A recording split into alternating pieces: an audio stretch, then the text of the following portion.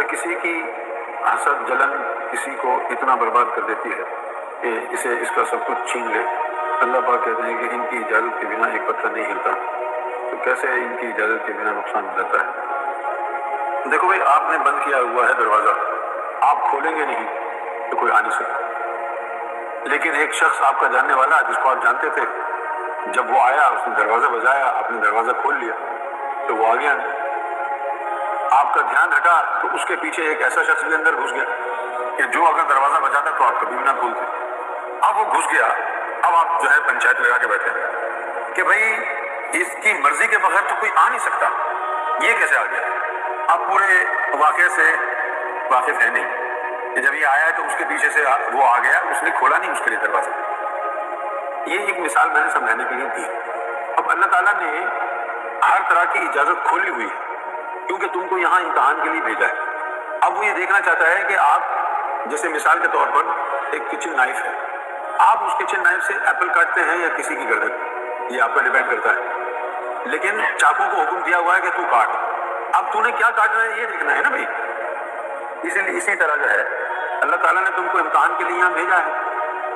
اچھے کام کرنے کا بھی درس مل گیا تمہیں، برے کام بھی تمہارے سامنے ہیں، تو جو جس کا چناؤ کرے گا اس کے ساتھ ویسا ہی برتاؤ بھی کرے گا. حسد جو ہے وہ حسد نظر بد بھی لگ جاتی ہے، نظر بد حسد سے ہی لگتی ہے. کچھ لوگ تو یہ بھی کہتے ہیں کہ اپنوں کی پیار اور محبت سے جو نظر ہوتی ہے وہ بھی لگ جاتی ہے. لیکن میری سمجھ میں نہیں آتا کہ اپنوں کی پیار محبت سے اپنے بچوں کو دیکھ رہا ہے جو پیار سے، اس کی نظر بد کیسے ہو سکتی ہے. نظر بد کے اندر تو بد نیتی ہوتی ہے نا، نیت خراب ہوتی ہے، حسد اور جلن ہوتی ہے. کوئی اپنے بچے کو پیار سے دیکھے گا تو اس سے کیسے نظر بد لگے گی. نیت ہماری خراب ہوگی تب اس کا نیگیٹو اثر ہونا چاہیے نا. ورنہ تو سبھی اپنے بچوں سے پیار کرتے ہیں، تو سبھی مر جائیں گے. وہ انم کی آئے دن جو ہے وہ اس کا موڈ خراب ہو جاتا ہے، اس کی نظر اتارتے ہیں تو پھر ٹھیک ہو جاتی ہے. لیکن جب بھی نظر اس کی اتارتے ہیں تو وہ جو چیز جلتی ہے نا اس کے اوپر کوئی بھیانک جو ہے چہرہ ہوتا ہے جن سے پتا چلتا ہے کہ اس کو نظر لگی ہے. اچھا، ایک روحانی کے طور پر میرا میکینزم جو ہے روحانی یہ کہتا ہے کہ نظر بد کا تعلق نیت بد سے ہے. جس کے دل میں حسد ہو، جس کو خار جو ہے نا چڑھتا ہو کہ یہ دیکھو کتنی پیاری یہ بچی ہے، اس کا نقصان ہو جائے، ایسے لوگوں کی لگتی ہے نظر بد. کوئی ماں کوئی باپ اپنے بچوں کو بری نظر سے کیسے دیکھ سکتے؟ دیکھتا ہے تو پھر ظالم ہی ہوگا، شیطان ہی ہوگا، لیکن عام طور پر تو نہیں ہوتا نا ایسا. یہ حسد تو بہت خطرناک بیماری ہے. اب یہ ہے کہ لوگ یہ سمجھتے ہیں ہم نے تو کبھی حسد نہیں کیا، وہ کر رہا ہے حسد دیکھو، حالانکہ ہمارے پاس اس سے اچھے کپڑے ہیں. یہ حسد ہی تو ہو رہا ہے، ہم نے تو کبھی تکبر نہیں کیا اور کر بھی تکبر رہے ہیں. تو معلوم ہوا کہ دماغ ہی خراب ہے لوگوں کا. یعنی جو کام کر رہے ہیں ان کو شعور ہی نہیں ہے کہ تو اس کام میں وہ مبتلا ہے جس کام کا وہ انکار کرتا ہے. شعور ہی نہیں ہے. حسد تو بڑی خطرناک چیز ہے. اور مسئلہ یہ ہے کہ جب انسان پیدا ہوتا ہے تو ان برائیوں کو ڈالا جاتا ہے امتحان کے طور پر. بغض، اناد، حسد، تکبر، شہوت. کوئی بندہ ایسا نہیں ہے جس کے اندر حسد کے جالے نہ ہوں، تکبر کے جالے نہ ہوں، شہوت کے جالے نہ ہوں، بغض و اناد کے، بخل کے جالے نہ ہوں. سب میں ہوتے ہیں. اس کے بعد جس کو مرشد مل گیا، جس کے سینہ پاک ہو گیا، وہ حسد سے، تکبر سے، بخل سے پاک ہو گیا. اگر یہ باطنی تعلیم نہیں ملی، ذکر قلب نہیں ملا، تو پھر وہ حسد اور تکبر اندر بیٹھے رہیں گے. کیونکہ یہ حسد اور تکبر جو ہے نا سچویشن کے حساب سے اوپر آتے ہیں.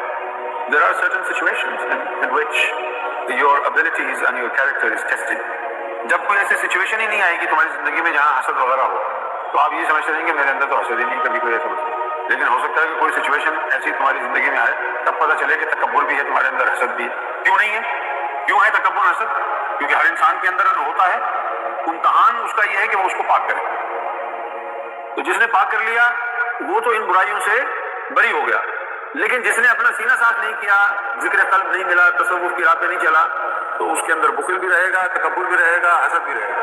کیونکہ یہ بیماریاں خود بخود نہیں جاتی، ان کو سینہ صفائی سے، ذکر قلب کے ذریعے، تزکیہ نفس کے ذریعے ان کو باہر نکالا جاتا ہے. اسی لیے اس کو جہاد اکبر کہتے ہیں. چھوٹا کام نہیں ہے. تو بغیر ذکر قلب کے اگر کوئی کہے جی مجھے تو حسد نہیں ہے، تو جھوٹ بول رہا ہے.